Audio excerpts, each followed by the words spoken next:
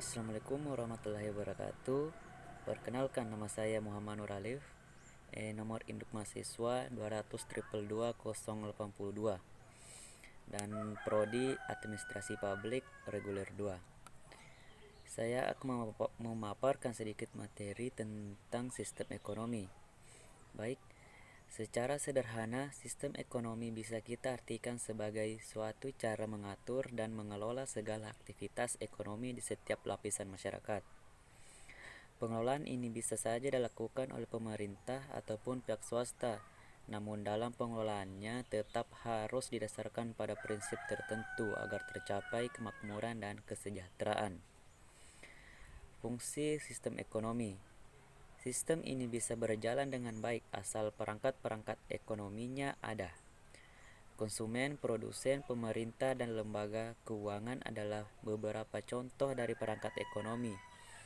Pada dasarnya memiliki beberapa fungsi utama, yaitu mengkoordinasi kegiatan individu dalam suatu perekonomian, menyediakan dorongan untuk menghasilkan barang atau jasa, mengatur pembagian hasil produksi ke seluruh lapisan masyarakat agar berjalan sesuai harapan, menciptakan mekanisme tertentu agar distribusi barang dan jasa berjalan baik. Jenis-jenis sistem ekonomi. Pada umumnya ada 4 jenis yang digunakan, yaitu sebagai berikut. Sistem ekonomi tradisional. Sistem ini merupakan sistem paling konvensional dan kuno. Ada 2 elemen utama dalam sistem tradisional, yaitu menghargai tradisi dan minim limbah. Yang kedua, sistem ekonomi komando. Sistem yang satu ini tidak bisa dibilang lebih baik ataupun lebih buruk dibandingkan dengan sistem tradisional. Faktanya ada beberapa hal fundamental yang salah pada sistem ini. Ada 3 hal yang identik dimiliki oleh sistem ini, yaitu kontrol, terpusat, keuntungan yang diharapkan, dan dominasi. Yang ketiga, sistem ekonomi pasar. Ekonomi pasar terlihat lebih identik dengan pasar bebas. Dalam sistem ini, organisasi yang dijalankan oleh masyarakat yang menentukan bagaimana perekonomian akan berjalan, bagaimana pasokan dihasilkan, hingga tuntunan apa saja yang diperlukan. Yang keempat, sistem ekonomi campuran.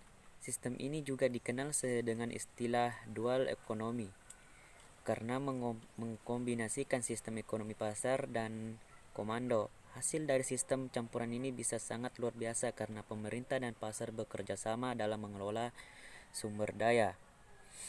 Dan sistem ekonomi sosialis.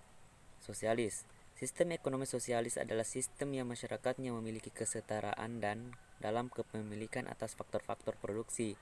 Faktor produksi dalam sistem ekonomi sosialis adalah pekerja, pengusaha, modal, dan sumber daya alam dimiliki oleh masyarakat, tapi pengelolaannya diatur oleh negara secara penuh. Khusus di Indonesia ada satu sistem ekonomi lagi, yaitu sistem ekonomi Pancasila. Sistem ekonomi Indonesia ini dilandaskan pada jiwa ideologi Pancasila yang mengandung makna ekonomi demokratis dengan asas kekeluargaan dan kegotong royongan dengan konsep dari, oleh, dan untuk rakyat. Mungkin itu saja yang bisa saya sampaikan. Lebih dan kurangnya mohon dimaafkan. Wabillahi taufiq wal hidayah. Wassalamualaikum warahmatullahi wabarakatuh.